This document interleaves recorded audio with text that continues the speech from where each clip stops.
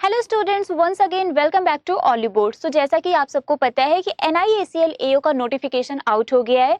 इसका जो detail notification आया है उसका अलग से एक सेशन हुआ है जिसको आदित्य सर ने किया था, उसको आप जाकर देख सकते हैं। वहां पर A to Z सारी इन्फॉर्मेशन आपको पता चलेगी कि इंपॉर्टेंट डेट कौन कौन सी है, नंबर ऑफ वैकेंसीज कितनी है, एजुकेशनल क्वालिफिकेशन क्या है, एज लिमिट क्या होनी चाहिए, एग्जाम का पैटर्न क्या है, सिलेबस क्या है, सारी चीजें वहां पर आपको पता चलेंगी। इसके अलावा एक और सेशन हुआ है जिसको मैंने ही किया है, जिसमें आपको पता चलेगा कि NIACL AO का प्रीवियस ईयर कट ऑफ का ट्रेंड क्या है, मतलब कितना कट ऑफ जा सकता है, अभी तक कितना कट ऑफ गया है।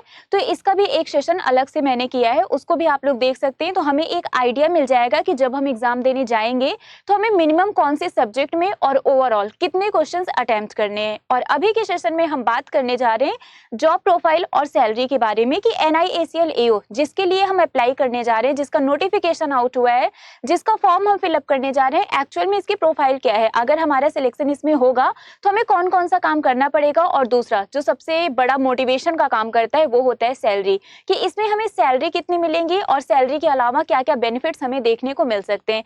तो चलिए स्टार्ट करते हैं। सबसे पहले जो नोटिफिकेशन आया है उसका एक ओवरव्यू हम लोग देख लेते हैं। नोटिफिकेशन कौन सा है? NIACL AO that is administrative officer, जो कि एक स्केल 1 पोस्ट पे होता है।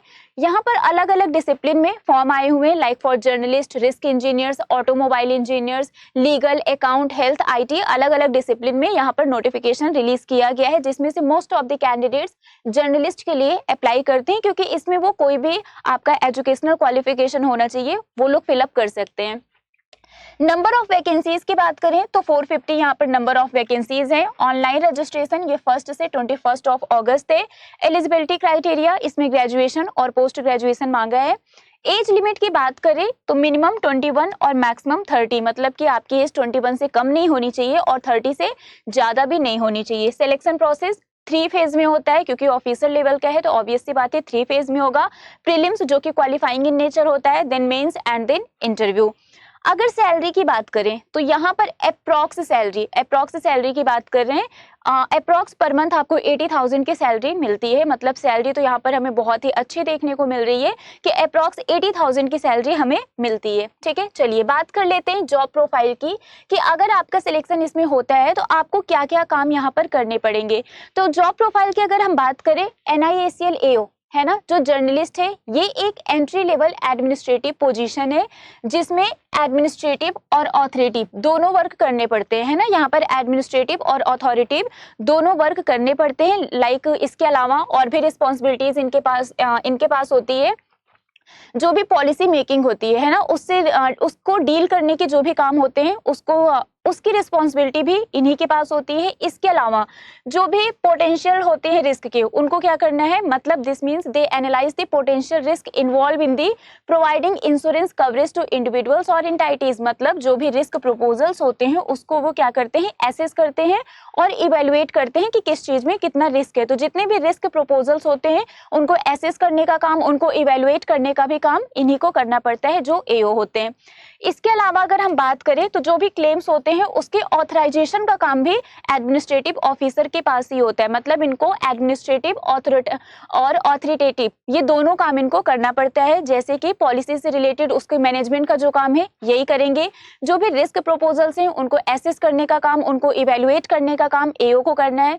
इसके अलावा जो भी क्लेम्स होते हैं, है ना, क्लेम्स के ऑथराइजेशन का काम भी इन्हीं को करना है। इसके अलावा जितने भी ऑफिशियल रिपोर्ट्स होते हैं, the AO files official returns and statement, जितने भी ऑफिशियल रिटर्न्स और स्टेटमेंट्स होते हैं उनको फाइल करने का काम भी AO का होता है। ठीक है, इसके अलावा इंश्योरेंस पॉलिसीज, क्योंकि इंश्योरेंस कंपनी है तो ऑब्वियस सी बात है इंश्योरेंस से रिलेटेड चीजें होंगी, तो they manage and oversee the issuance of insurance policies, जो भी इंश्योरेंस पॉलिसीज होती हैं उनको इशू करने का काम, उनको मैनेज करने का काम भी AO करते हैं। एंड सेटलिंग इंश्योरेंस क्लेम्स, जो भी इंश्योरेंस क्लेम्स होते हैं, जो लोग क्लेम करते हैं उसको सेटल करने का काम भी AO करते हैं। मतलब इस तरीके से बहुत सारे वर्क्स होते हैं जो AO को परफॉर्म करना पड़ता है। इसके अलावा जो इनसे नीचे के पोस्ट के होते हैं, लाइक असिस्टेंट वगैरह, उनको ऑथराइज करने का काम भी, उनको रिव्यू करने का, एक तरीके से गाइड करने का काम भी AO का ही होता है। ठीक है, तो ये अगर ऊंची पोस्ट पे है तो इनसे बिलो पोस्ट पे जो होगा उसको ये क्या करेंगे, गाइड करेंगे।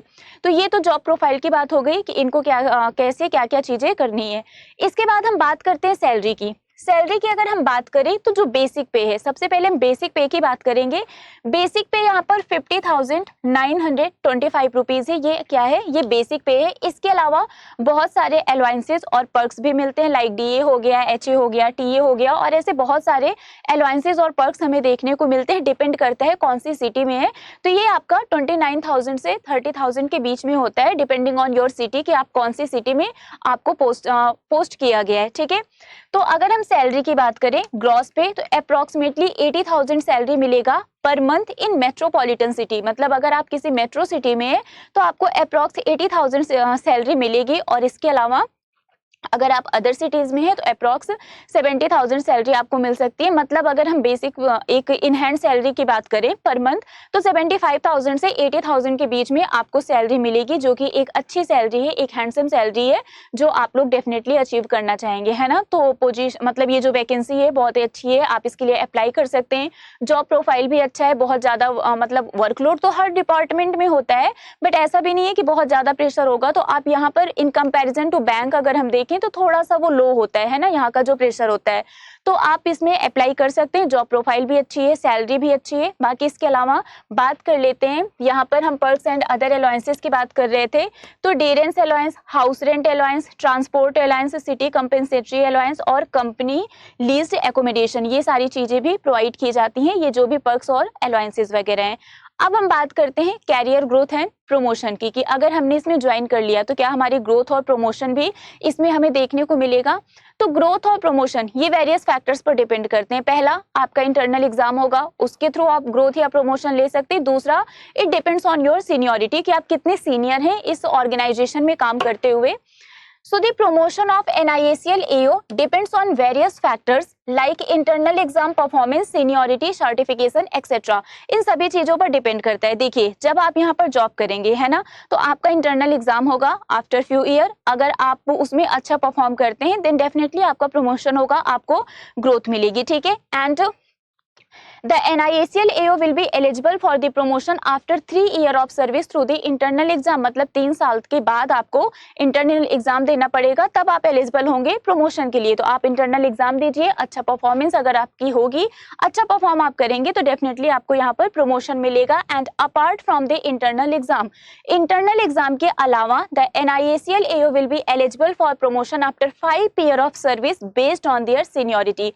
और अगर हम दूसरा देखें कि इंटरनल एग्जाम के अलावा कौन सा प्रोसेस है जिसके थ्रू हमें प्रमोशन मिल सकता है, तो वो है सीनियरिटी, कि आप कितने सीनियर हैं, और उसके लिए आफ्टर 5 ईयर आपको प्रमोशन देखने को मिलेगा। तो आई रियली होप सो कि यहाँ पर चीजें क्लियर हो गई होंगी कि जॉब प्रोफाइल क्या है, कि मतलब अगर आप as a NIACL AO join करते हैं तो आपको क्या क्या एक्टिविटीज, क्या क्या वर्क परफॉर्म करना पड़ेगा। दूसरा, सैलरी आपको कितनी मिलेंगे और क्या क्या अलाउंसेस यहाँ पर मिलते हैं। एंड थर्ड वन इज कि यहाँ पर हमें प्रमोशन वगैरह के भी चांसेस हैं या नहीं है। अगर इसके अलावा भी कोई डाउट होता है तो आप हमसे कॉमेंट करके पूछ लीजिएगा। मिलते हैं आपसे नेक्स्ट सेशन में। Till then bye bye guys, take care, thank you so much.